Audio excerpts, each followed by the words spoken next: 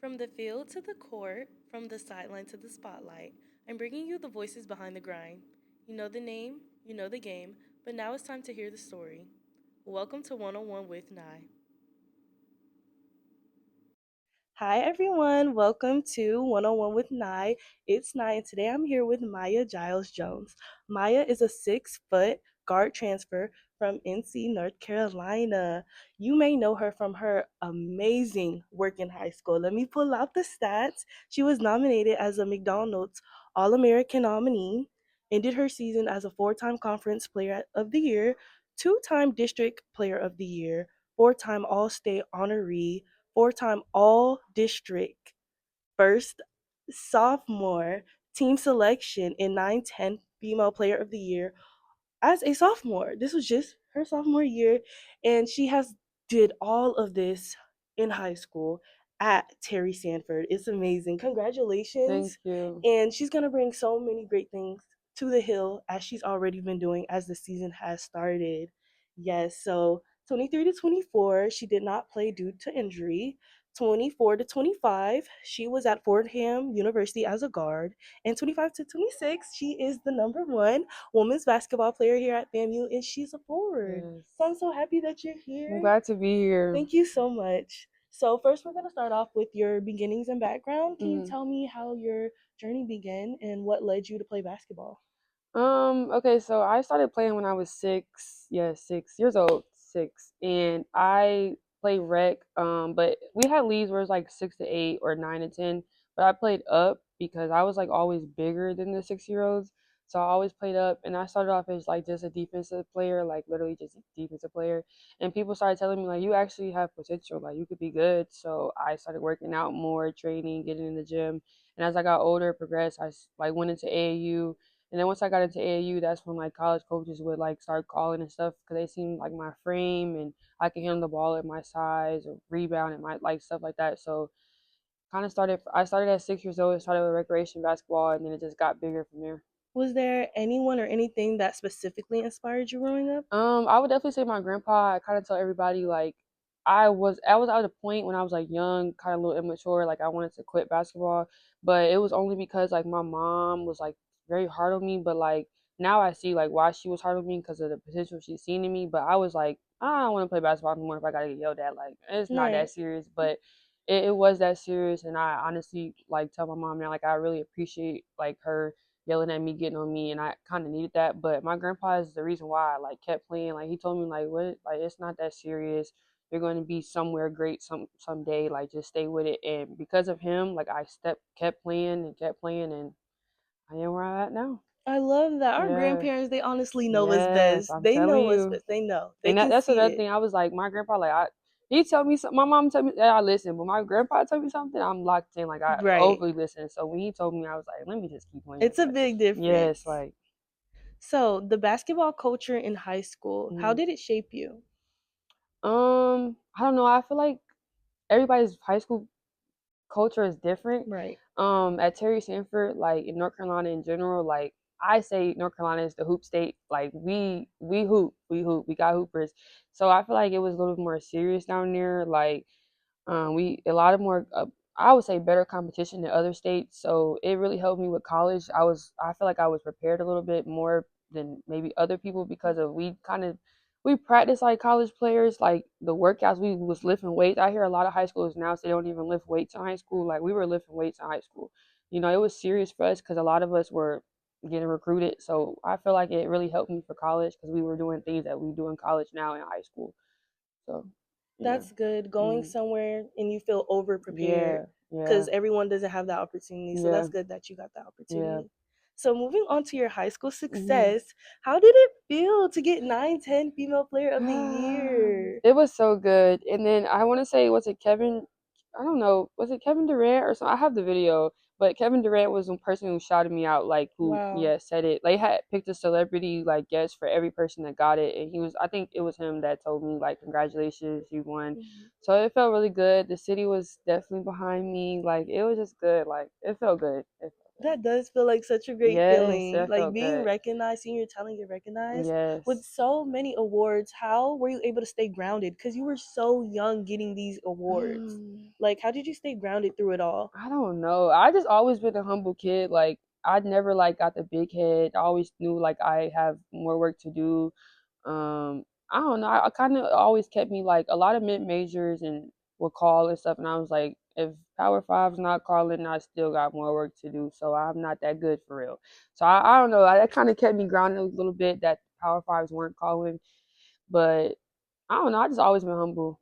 Like I Hmm. just never been like a overly cocky kid, and I don't know. I appreciate it though. Like I would be happy about it, but when I would get awards, it's like, next. Like I was Yeah, just like, yeah. because like I said, we were preparing for college, so a lot of it was kind of just like, okay, you did this, Maya, but like, and also the people around me kept me grounded too, because like you did this, but you need to be prepared for this. Like they were talking to me about McDonald's getting selected. I didn't make the game, of course, but like they were talking Hmm. to me, you need to get selected for McDonald's All American. They were telling me that my freshman year, like so it was stuff like that that kept me like motivated, like on to the Hmm. next. That's good. Yeah. That's good. So, what was the biggest lesson you learned in high school playing basketball, like overall? High school, the biggest lesson, Hmm. uh, I would say the biggest lesson, not listening to like the outside noise. I kind of think that that's one thing I had to keep in my mind throughout my whole entire high school like career. Like, yes, it was good, but a lot of people didn't know what went on outside of the like basketball court. Like, I was definitely the most hated on in the city, but not like I was just good at what I was doing, and a lot of people just wanted to see my downfall, and a lot of people didn't. So I don't know. I think that's why I kind of am the way I am now. Like, a lot of stuff doesn't bother me because I went through it in high school. So I think I would definitely say not listening to the outside noise really helped me in high school. That's good Yeah. because a lot of people aren't able to do that. They hear Yes. things and then they let it push them Yes. away, but Yes. it brought you closer and you Yes. stayed. So Yes. I'm glad you kept it Thank you. going. Yes. That's good. So we're gonna talk about injury and mental Mm. health. Mm. So in the 23 to 24 season, you Yes. did get injured. Can you walk us through what happened? So I had a lingering injury already coming into college. I had already had meniscus surgery in high school, and then I had like a partial tear in my ACL. So, but I was still able to play on it because of like my strength.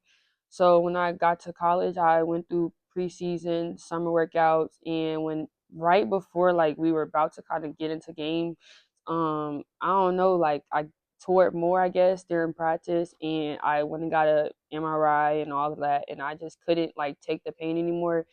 And because of the partial tears I had already, I was wearing tape. I was already like trying to push through it throughout preseason and stuff, and I'm like, okay, I could just play through it. Like I've been playing through it, but it got to the point where it was like I couldn't anymore, and it really hurt because it was like the timing of it was like Yeah, right before we were about to play, like the timing of it. But I felt like I had like a lot of support. It was lonely. It was definitely lonely. Mentally, I was just like, I'm never gonna be the same. Like I had like reconstruction, like ACL, like my whole knee. I have a whole grown piece from the lab in my like. I thought I was just wasn't gonna ever be the same. I don't know. It's kind of probably funny, but I was always worried about, oh, I'm not gonna be able to play defense anymore because I always think like I can't slide no more. Like that's one thing that was like bothering me. But like, the most. yes, and Mhm. then just seeing everybody play. It's my freshman year. Everybody expects me to come in and be this player this year, that time. So it was like it was very depressing. And also, I was in New York. It was cold. It was like, you know what I'm saying? That played a part. I couldn't do anything. So, yes. But I was able to still travel with the team. I wasn't actually allowed to not, like, I had to travel with the team just because of my, like, mental state. Like, they Right. wanted me to stay close to the team. So I really appreciated that. But it was definitely hard. It was definitely hard. I just Mhm. felt lonely most of the time. Rehab was one of the toughest things for me because I feel like I did rehab by myself, and rehab was hard. Like rehab hurt. Like it hurt Mhm. really, really bad. So yeah, That's a blessing that you were able to come back from it though, yeah, because I understand where you're coming from. yes, I tore my ACL, MCL, meniscus on both sides, and it was mm, my senior year. Like yeah. it was the night before senior night, so it was like Really? you could have waited to be like Oh it's my crazy. So gosh. it's like prom, grad bash, all of those big senior things, Mhm. everybody was looking at me because you know how after we have our season, you have like the Yes. all-star game. Mhm. I couldn't You couldn't do participate none in of that. that, and people were looked like even the other coach from the Mhm. opposite team was like he Mhm. was waiting on me. Like Yes. their whole team was structured around trying to stop me. I wasn't Yes. even in the game. Like it's so sad. So I definitely understand. And you Yes. kind of answered my next Mhm. questions, but the next question was gonna be how did taking your year off affect you mentally? Because I Mhm. know you had to sit and watch Yes. them continue to play the sport that you were once able to play. It was hard. It was just I don't know, it was hard. And I like I said, rehab was the worst part to me. Like yes, it helped me, but I rehab was just so lonely and just dark. I don't know, like I hated rehab. I hated it, but it definitely helped me and I had the best trainers and everything, but that was the worst part. And watching everybody else play, like people who graduated in my class and we were all supposed to go to college and do this and that. I'm just like, well, they're doing it this year and I'm not. And I always just kept thinking like I'm not gonna be the same. I'm not gonna be the same. Yes, I cry. I cry a lot. I cried a lot. But I think it really helped me, like now, it really helped me build my character and help me really know that I need to focus on my mental state. Because if your mental state isn't there, like you're not going to be okay. So, and I think I'm able to help other people who go through the same thing now because I went through it. And I'm glad, I think it was happened to the right person because I'm able to help other people. And Yes. yes. When the injury happened, did it Mm-hmm. change the way you perceive the game? Because for me, it did. Like, I felt like I wasn't taking things for granted at all because I Yes. was like, I wish I was playing that Yes, game. yes, it definitely did, and it helped me become more vocal because I'm like, I'm in practice and so and so complain about this. I'm like, I'm over here with crutches and you out there hooping. Like it definitely helped me become more vocal, like I said, because and that's another thing in high school. I wasn't as vocal. Like yes, I was hooping, but I Mm-hmm. wasn't as vocal. But when I actually set out that year, like a lot of things had changed with me, like my character, everything. Like I just wanted to be more vocal. I wanted to talk to people. I wanted to be more motivational. I wanted to make sure people heads were straight because I know how it feels to not be straight. Like I don't know. I just wanted to make sure everybody was always okay all the time and Mm-hmm. make sure how much they should appreciate. Like, this is a blessing. Like, you're hooping. Like, I'm not. You are. So, yes, it Mm-hmm. definitely helped. Yeah. Mm-hmm.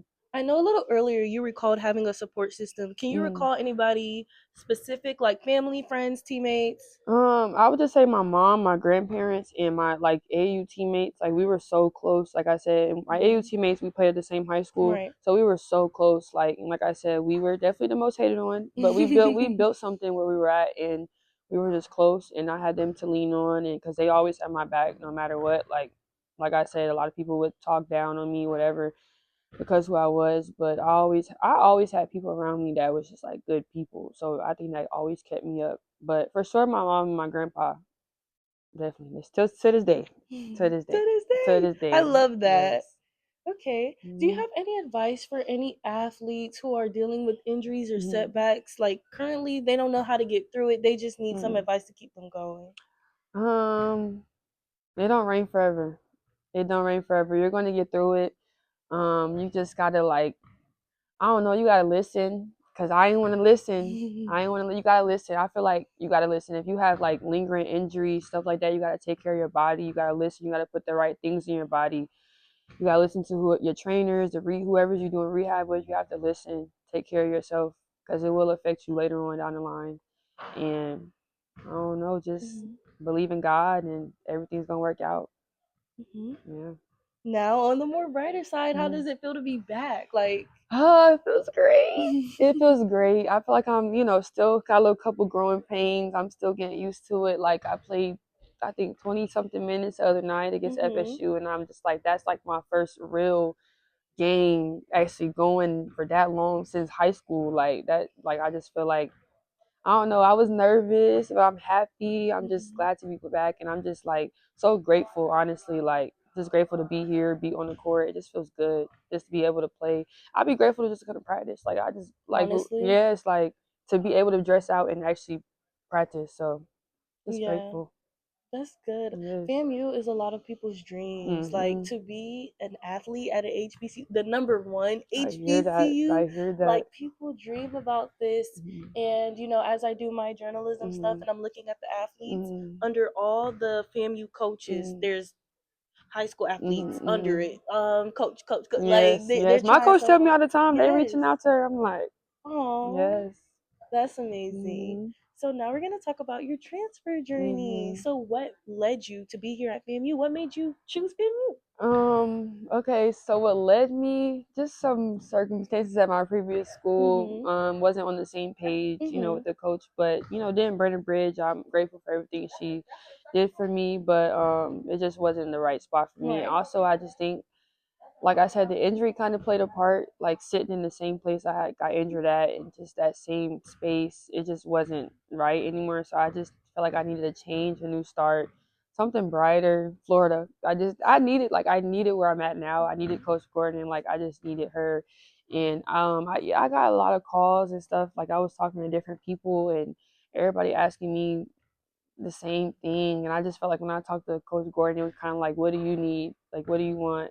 Like, it was just a different conversation than everybody else was having. And I had a connection with another coach who told me something about her, was talking about her, whatever. So I already kind of knew a little bit of her background. So I was just happy she called, and I don't know, it just felt different. When you know, like when I took the visit, I really didn't even need to take a visit, but I took it just to see what school was like. Right. But like over the phone, I was like, I know, like You I could want to feel be here. it. Yeah, I want to be. I also didn't know much about FAMU itself. My mom knew about like none of my issues. I'm just Yeah. like I'm just want to hoop. So when I found out more about the school too, it kind of helped me make my decision too. I was like, oh, okay, FAMU is a good school, cool. Mhm. But I was already like kind of locked in because of like Coach Gordon and our conversation. So yeah. Mhm. Yes, my next question was, what is the difference between FAMU to your old basketball Mhm. program, like from culture, practices, even the team Mhm. bonding? I would definitely say the grit. You kind of got to work for a lot of stuff more here, which I think that's just like the culture here, and I think I needed that. Like a lot of things were given to me at my previous school. We didn't really have to work for it, but also it's a different PWI HBCU. But Mhm. like I think just the grit is different, and it just I needed that because I need what's going on right now because I don't know, it makes you work harder, makes you want to be in the Mhm. gym more, makes you want to go harder to get more stuff or whatever and help the team win. But it's definitely a difference. The team bonding, I feel like it's more. I don't know. We do a lot of stuff, but I feel like you know it's kind of the same a little bit. Like I don't really feel like a big difference, but I don't know. I feel like we close, we hooping. For us to be a lot of like for us to have a lot of transfers, Mhm. JUCO players, this and that, different schools. I feel like we're doing pretty well for brand new teams. Like Right. yeah. Do you have any specific goals for this season? I want to make conference team, first team for sure. And I want to make defensive team. For sure. Yeah. I need to do something. I just need to get my name out there. Like that's really the main thing. Getting my name out there. Cause I Mhm. got 2 years left, a lot of eligibility left. So I think this is a year to just get my name back out there and just get back to myself, honestly. Those are great goals to Yes. have. Moving on to the future and Mm, legacy. So, some years from now, mm, as you continue playing basketball, what are mm. some things that you want people to remember? But I was a fighter, but Mhm. I never gave up. No matter what I went through, been through a lot, and I just want people to know that I never gave up, never ever gave up, kept going. I don't know, and that I was a dog. Like I just feel like I was a dog on and off the court. Like I was just Mhm. a good student athlete. Like I was just a dog, Yeah. and I just yeah hope people remember that about me. Mhm. That's Mhm. good. Yes. So, off the court, what are Mm. some things that people may not know about you? Any fun facts? Yes, I tell my team this all the time. I am a certified firefighter. Yes, I did firefighting during Oh, COVID. Yes, so congratulations. I definitely that's like another plan of mine if Mhm. the ball stop bouncing. But yes, I am a certified firefighter. Yeah, that's like a fun fact. That's really That's all I do. good. Yeah, I that's all love I have. that. I don't really hobbies like I just watch basketball all the time, play basketball. Yeah, kind of Basketball, boring. I'm basketball, kind of boring. basketball. Okay. Yeah. So, before we end, we are Mm, going to play a game of TNT with Nye top notch takes. So, you're going to mm, give me your three kind of controversial, like any takes that it's your opinion at the end of the day. People mm, probably wouldn't agree, but it's your mm. top three. Top three. Controversial. Mm-hmm. I do not feel like uh nose ring should be a problem in basketball, college basketball, high school basketball. I don't feel like the refs should be worried about nose rings being in our nose. And now I heard that they changed the rules. We can't even wear plastic nose rings.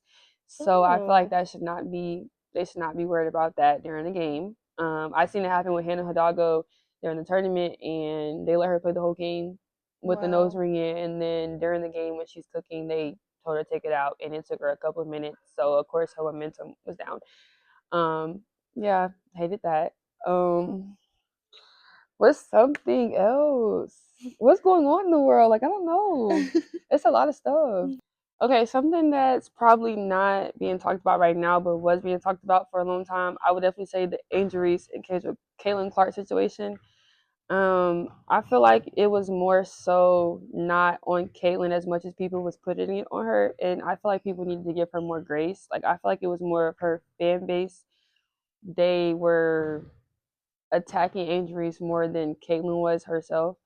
And I don't know. I think me and my mom talk about it all the time. I just think people just need to give Caitlyn a little bit more grace. I just don't think it was her fault. Like, Mhm. yes, maybe she could have spoke up more on certain things that have happened between, I guess, them two. But I just don't think it was that serious on Caitlyn Clark herself part. Mhm. Yes. Do you have one more? Or that's it? If that's it, it's okay. That's it. Oh, Okay. yeah, I can't think of nothing. Okay. This is Miles Giles Jones. Thank you so much, Maya, for You're coming onto welcome. 101 with Nye and Yes. telling us about your journey and Thank everything. you You're for such an having me. inspiration. No Thank you. problem. Bye, guys. See you guys later. That's another story told, another game won. You've been listening to 101 with Nye because everyone has a story and I'm here to tell it.